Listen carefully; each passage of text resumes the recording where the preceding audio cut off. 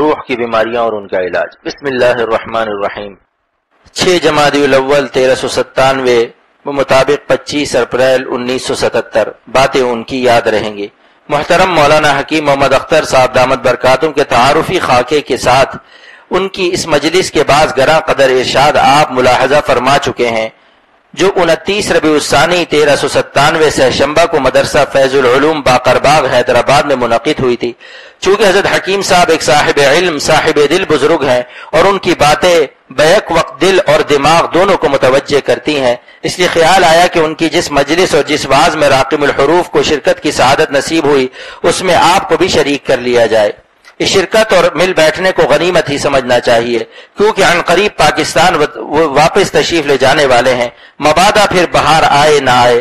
اگرچہ ان کو دیکھنے والی آنکھیں، سننے والے کان اور محسوس کرنے والے دل اس بہار کے بار بار آنے کی تمنا لیے ہوئے ہیں، لیکن یہ بھی سچ ہے مقدر سے ملا کرتی ہے غافل وصل کی راتیں، مقدر سے ملا کرتی ہیں غافل وصل کی راتیں۔ 1 جمادی الاول 1397 پنجشنبہ کو بعد نماز عشاء مسجد عامرہ حیدرآباد میں حضرت حکیم صاحب کا واعظ مقرر تھا۔ ہم اس صحبت میں اسی واعظ کے بعض اہم اقتباسات ذیل میں پیش کرتے ہیں۔ چین کی نگری، فرمایا آج لوگ سمجھتے ہیں چین بیوی میں ہے، اولاد میں ہے، دوست و احباب میں ہے، مال و دولت میں ہے، حکومت و سلطنت میں ہے، زمین و جائیداد میں ہے، تجارت و ملازمت میں ہے، لیکن سب جانتے ہیں اور سب کا تجربہ ہے کہ ان چیزوں میں چین تلاش کرنے والے بے چین ہیں، ان کو سکون و قرار نہیں، اس بھری دنیا میں ان کا دل بڑا اجڑا سا ہے۔ پھر آخر ایک انسان چین کہاں اور کس طرح پا سکتا ہے؟ اس کا جواب قرآن نے یہ دیا ہے، الذین آمنوا وتطمئن قلوبهم بذکر اللہ الا بذکر اللہ تطمئن القلوب، وہ لوگ جو ایمان لائے ان کے دل اللہ کی یاد سے چین پاتے ہیں۔ سن لو، اللہ کی یاد ہی سے دل چین پاتے ہیں، یعنی دنیا کی کسی چیز میں چین نہیں ہے۔ چین کی نگری تو اس دل میں بسی ہوئی ہوتی ہے جس دل کو تعلق مع اللہ ہوتا ہے، جو دل اللہ کے ذکر اور اللہ کی یاد سے کسی لمحہ غافل نہیں رہتا۔ فرمایا کہ دنیا کی ہر چیز فانی ہے، جب انسان یہاں کسی چیز سے اپنا دل جوڑ لیتا ہے تو اس کے فنا اور زائل ہو جانے کا خطرہ ہر وقت لگا رہتا ہے۔ ظاہر ہے ایسی صورت میں دل چین کیسے پا سکتا ہے؟ اللہ کی ذات چونکہ باقی ہے، وہ ہمیشہ سے ہے اور ہمیشہ رہے گا، اسے جب کوئی شخص اللہ سے تعلق قائم کر لیتا ہے، اسی کو اپنے دل میں بسا لیتا ہے، اس کے ذکر سے اپنی زبان کو تر رکھتا ہے، تو اس کی وجہ سے اس کے دل کو دوام سکون حاصل ہو جاتا ہے۔ ذکر اللہ کا نور ایسے شخص کے قلب سے ہر طرح کی دنیاوی وحشت اور گھبراہٹ کو دور کر دیتا ہے اور حقیقی اطمینان سے اسے ہمکنار کرتا ہے۔ اللہ میں اپنی آنکھ کو سمو دیجئے، فرمائے کہ اللہ کو ہمیشہ یاد کیجئے، اسی سے لو لگائیے اور تعلق جوڑیے، اللہ کہتے ہوئے اس قدر کھینچیے، پھر دیکھیے کتنا مزہ آتا ہے۔ اس وقت ایسا معلوم ہوگا کہ گویا اس لفظ اللہ میں آپ نے اپنی آہ سمو دی اور اپنی ساری فریاد اس لفظ کے ادا کرنے کے ساتھ ہی اس کے دربار میں پیش کر دی۔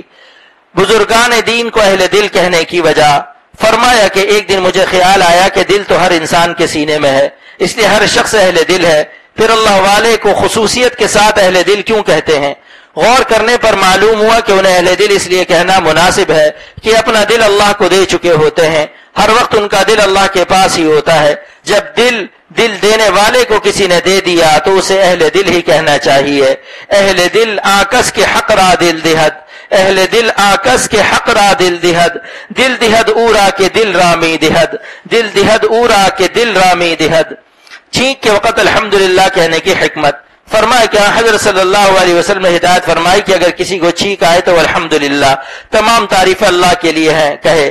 لوگوں نے اس موقع پر الحمدللہ کی تعلیم دیے جانے کی مختلف حکمتیں بیان کی ہیں، لیکن ایک حکمت ان سب میں نرالی ہے، شاید آپ نے یہ حکمت نہ کسی کتاب میں پڑھی ہو نہ کسی سے سنی ہو، وہ یہ ہے کہ اللہ تعالیٰ نے انسان کو بہترین شکل و صورت میں بنایا ہے، مگر جب اس کو چھینک آتی ہے تو اس وقت اس کی شکل بگڑ جاتی ہے، چونکہ چھینک کے بعد شکل اپنی حالت پر عود کر آتی ہے اور اس کا بگاڑ ختم ہو جاتا ہے۔ اس لیے حکم دیا گیا کہ الحمدللہ کہو، تاکہ اللہ کی عظیم نعمت جو تم سے خود ایک آن کے لیے ہی صحیح مگر چھین لی گئی تھی، اب وہ واپس دے دی گئی ہے، اس پر تمہاری طرف سے شکر ادا ہو سکے۔ سوچئے چھینک کے بعد الحمدللہ کہنا بظاہر کتنی معمولی بات ہے، لیکن اس میں کتنی بڑی حقیقت پوشیدہ ہے۔ شریعت کی ہر تعلیم میں اس طرح کی حکمتیں چھپی ہوئی ہیں، خواہ ہمیں ان کا ادراک ہو سکے یا نہیں، تاہم ہم ہر تعلیم پر عمل کرنے کے پابند ہیں۔ یہی پابندی ایک بندے کو خدا کا بندہ بنا دیتی ہے۔ یہ حکمت الحمدللہ کہنے کی حضرت مولانا گنگوہی رحمت اللہ علیہ نے ارشاد فرمائی ہے، جس کو احقر نے اپنے شیخ و مرشد حضرت پھول پوری رحمت اللہ علیہ سے سنا ہے۔ اللہ پاک عمل کی توفیق عطا فرمائے۔